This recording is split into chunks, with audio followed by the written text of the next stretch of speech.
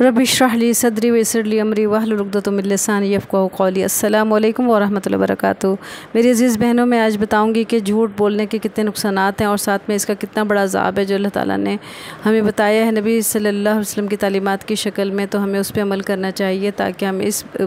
عظیم اور دردناک عذاب سے بچ سکیں۔ تو اس میں ہم دیکھتے ہیں کہ نبی صلی اللہ علیہ وسلم نے ارشاد فرمایا کہ یہ 3 باتیں جس میں وہ منافق ہے، جو بھی کرے وہ منافق ہے، پکا منافق۔ جب بات کرے تو جھوٹ بولے، جب وعدہ کرے تو وعدہ خلافی کرے، جب امانت دی جائے تو خیانت کرے، یعنی امانتوں کا پاس نہ رکھے، کسی اور کی چیز کی حفاظت نہ رکھے، اور یہ عادت سب سے بدترین عادت ہے۔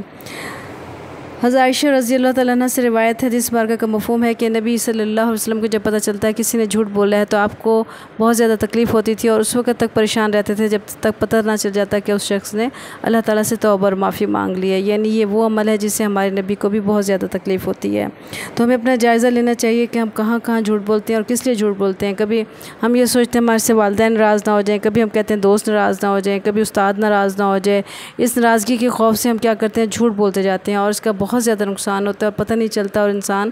ایسے ایسے جھوٹ کا عادی بن جاتا ہے، اور پھر اس کو جھوٹ نہیں سمجھتا، اور پھر ہوتا یہ ہے کہ وہ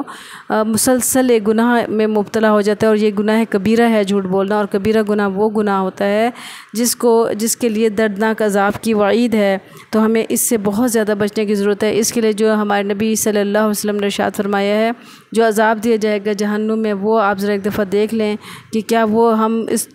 عذاب کا تصور بھی کر سکتے ہیں اس دنیا میں۔ پہلی بات یہ کہ آپ صلی اللہ علیہ وسلم نے ارشاد فرمایا کہ جب جھوٹ بولنے والے دوزخ میں جائیں گے تو ان کے سر پر گرم ابلتا ہوا پانی ڈالا جائے گا، اور وہ پانی، یہ میں آپ کو اس بارگاہ کا مفہوم بتا رہی ہوں، ایز اٹ از نہیں بتا رہی، تو اس مفہوم کو سمجھنے کی کوشش کریں۔ وہ گرم ابلتا ہوا پانی جو ہے نا انسان کے سر پہ ڈالا جائے گا، اور وہ اتنا ابلتا ہوا پانی ہوگا کہ وہ پیٹ سے ہوتا ہوا پیروں کے ذریعے سے نکل جائے گا، یعنی پیٹ کے اندر جو بھی چیزیں ان کو گلاتا ہوا پانی کی شکل میں، لیکوڈ فارم میں وہ آ جائے گا، پانی کی صورت شکل میں وہ چیزیں ہو جائیں گی، اور وہ پاؤں سے نکل جائیں گی۔ جب یہ سارا پوزیشن انسان پگھل جائے گا ایک قسم کا، تو اللہ تعالیٰ اس کو پھر ٹھیک کر دے گا۔ تو پھر یہ ہوگا کہ پھر دوبارہ اس کے سر پہ گرم ابلتا ہوا پانی پھینکا جائے گا، اور پھر اس کے پیٹ کے اندر چیزیں گلتی ہوئی پیروں کے ذریعے پانی کی شکل میں نکل جائیں گی۔ تو یہ بہت دردناک عذاب ہوگا جو دیا جائے گا، اور جب اس کو دوزخ میں ڈالا جائے گا تو یہ بھی دیکھ لیں کہ آپ صلی اللہ علیہ وسلم نے ارشاد فرمایا کہ جہنم میں نہ صرف یہ ابلتا پانی اور دوسرے عذاب ہوں گے، بلکہ بختی اونٹوں کی گردنوں جیسے سانپ ہوں گے۔ یہ بختی اونٹ وہ ہوتے ہیں جن کی کوہان جو ہوتی ہے نا وہ بہت بڑی بڑی ہوتی ہے، جو کمر پہ نشان ہوتا ہے وہ بہت زیادہ بڑا ہوتا ہے۔ تو فرمایا ان اونٹوں کی گردنوں جیسے سانپ ہوں گے۔ اب دیکھیں کتنا موٹا اس کا کوہان ہوگا، اتنے موٹے سانپ ہوں گے، موٹے موٹے ہوں گے۔ جب اگر ایک بار کسی کو ڈس لیں گے تو 40 سال تک اس کا اثر محسوس ہوگا، یعنی اتنی زیادہ گہری اس کی زہر ہوگی کہ 40 سال تک اس کا اثر انسان محسوس کرتا رہے گا۔ اور جہنم میں خچروں یعنی گھوڑوں جیسے بچھو ہوں گے، جو ایک بار کسی کو ڈس لے تو 40 سال تک ان کا زہر محسوس ہوتا رہے گا۔ اس لیے معاملہ معمولی نہیں ہے، جھوٹ کو تو اپنی زندگی سے ہمیں نکالنا ہے، کوشش کرنی ہے، اور دوسروں کو بھی بتانا ہے تاکہ اس عذاب سے ہم سب بچتے رہیں۔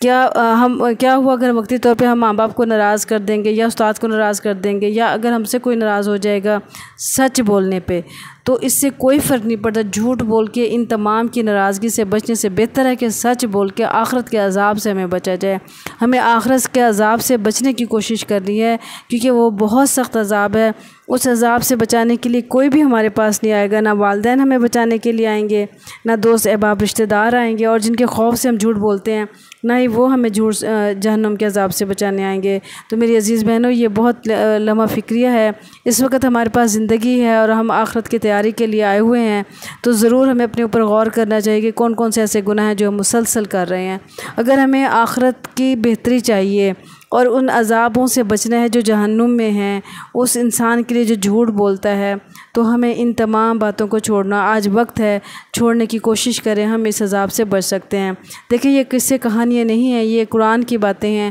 یہ ہمارے نبی کی باتیں ہیں جو سچی اور برحق ہیں، اور ایسا ایک دن ہو کے رہے گا اگر ہم عمل نہیں کریں گے۔